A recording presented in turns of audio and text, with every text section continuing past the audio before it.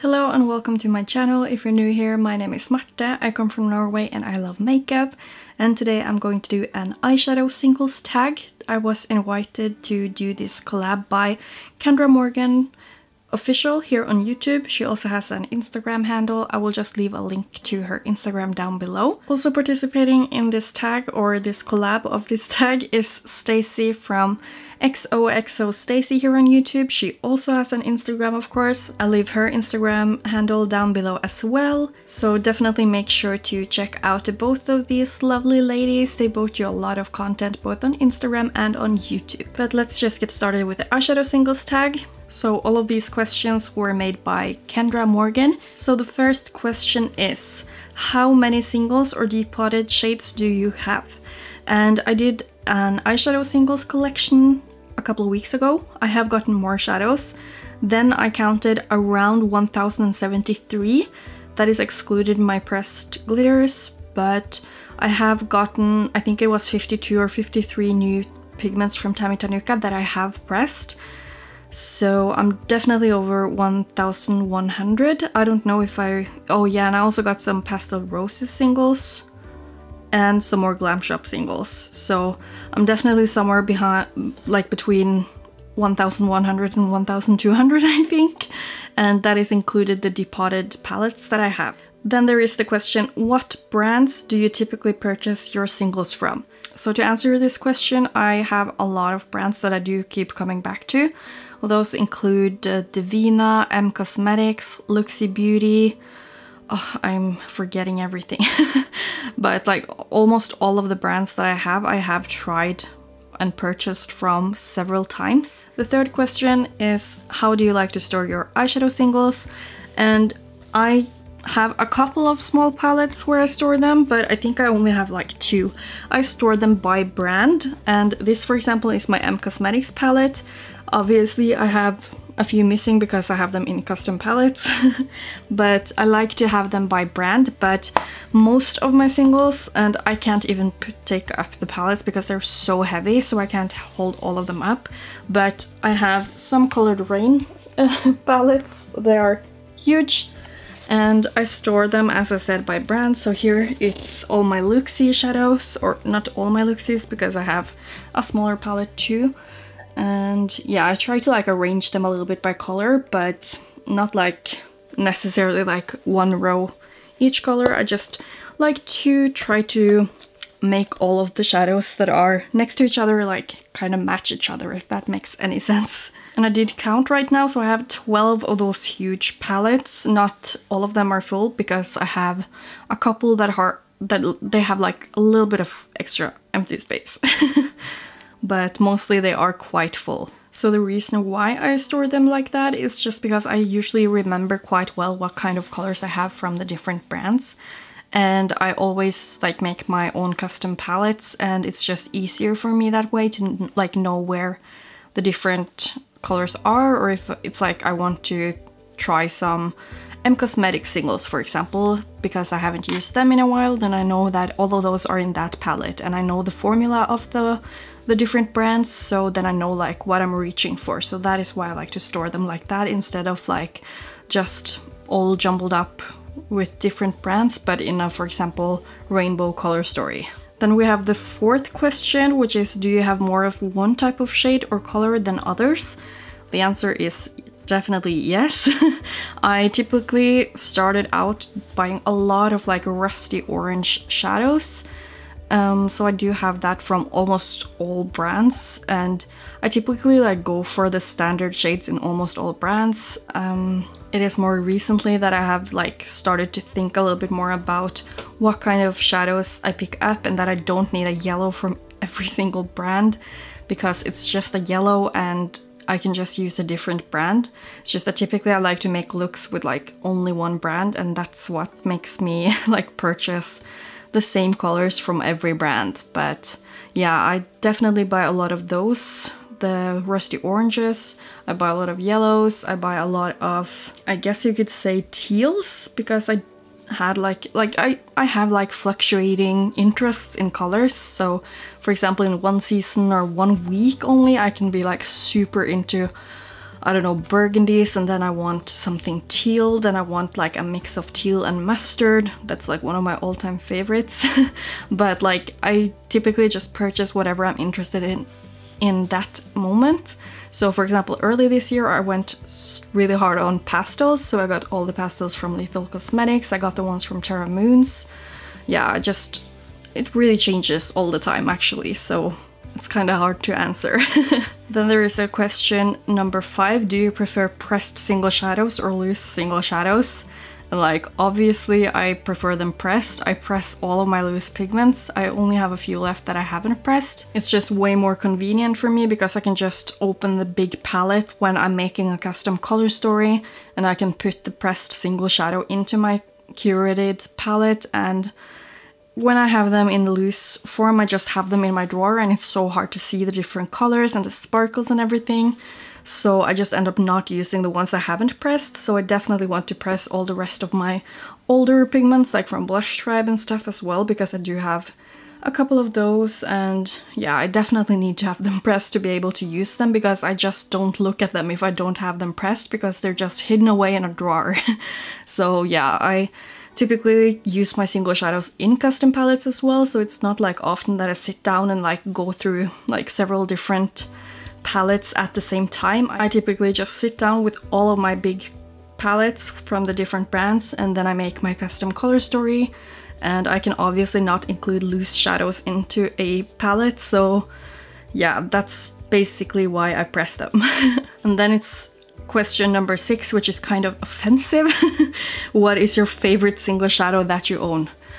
I don't have one single shadow out of my 1,100 or 200 single shadows that I love the most. I have a lot of shades from different brands that I consider my favorites, but there's so many, like there are probably hundreds of them that I would consider my favorites. I have a Luxie Beauty favorites video, and there I had like 2 big palettes with like 30 shades of mattes and 30 shades of shimmers, where I said these are my favorite from Luxie. So to choose just one is like impossible for me. But one that is like stuck with me for a long time is Siren of the Sea by Luxie Beauty. Sadly, the formulation of it is not the same, because I ordered some dupes of that to have as like backups, and I think I have four shadows that are like called the same, but they're not the same as the first one that I got like in 2018. So it's kind of sad, but I mean, it's still really, really pretty. It's just not as flaky. And obviously I really like all my Tammy Tanuka sparkly shadows. My new Glam Shop shadows, the sparkly ones, the Turbo Glows, are amazing. And yeah, for mattes, I like pretty much all the mattes that I own from single brands that I typically feature.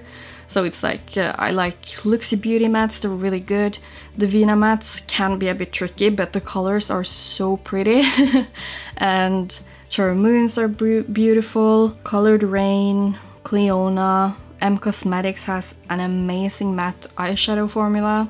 The shimmers are great too, but not as sparkly as I like them.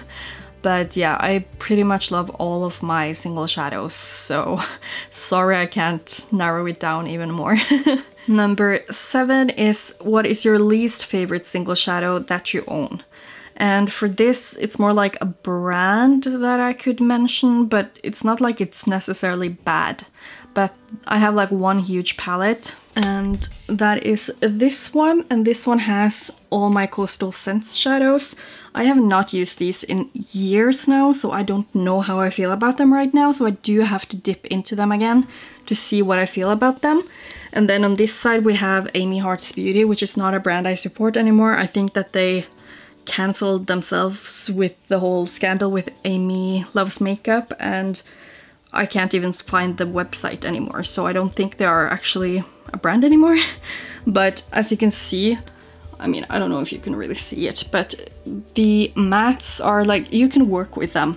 But out of all of my single shadows, these are super, super powdery. You can barely like touch this one that's called Mustard without it just like flying away as a powder. And yeah, they're just not my favorite single shadows formula. And for the Coastal Scents ones, I had some issues, especially like with the purples, but that was like way before I even started using a tacky base, so I will be revisiting them to see how I feel about them. And at the top of my head, I can't really think of any particular single shadows from other brands that I have that I don't like a dud. So yeah, I will just leave my answer to that. Then we have question number 8. Do you have any tips for depotting shadows?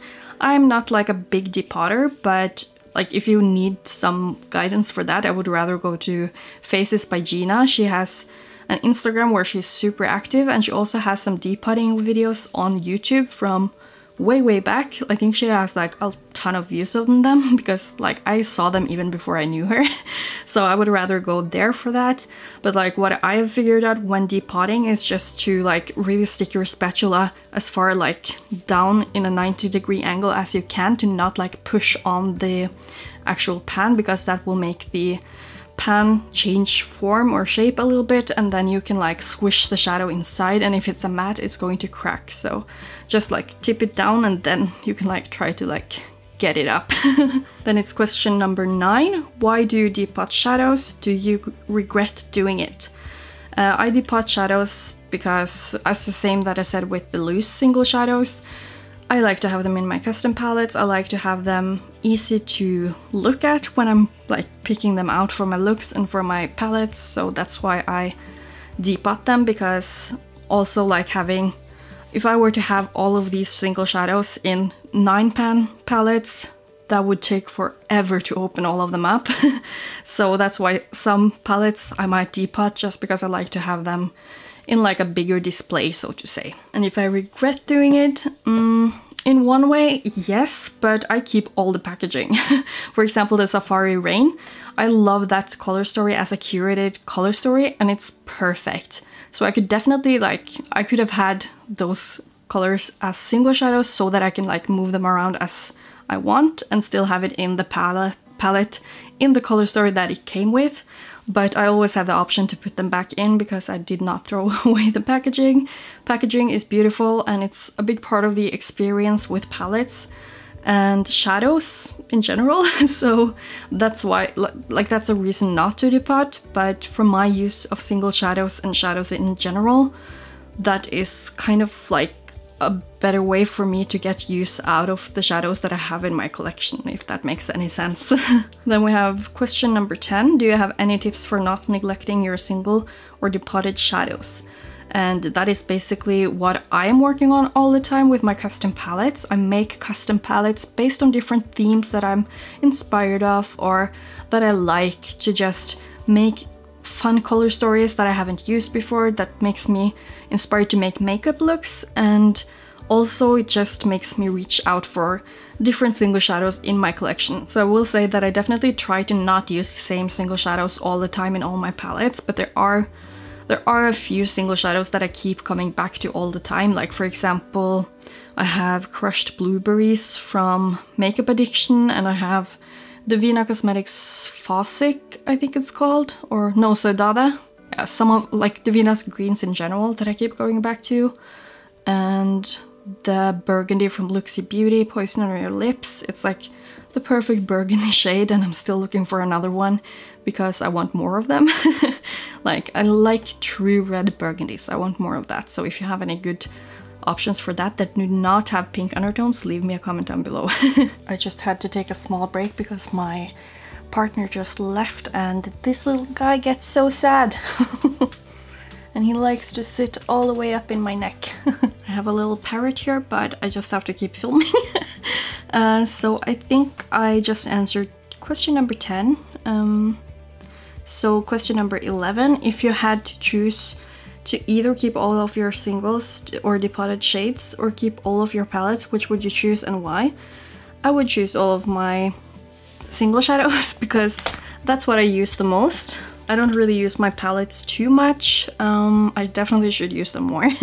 But I mostly use my single shadows, so I would definitely choose to keep that, just because then I can make basically all kinds of color stories with the single shadows. Whereas in the palettes, I'm like kind of stuck with the shades or color stories that are in the palettes. Then we have the last question, 12, why do you like to purchase singles?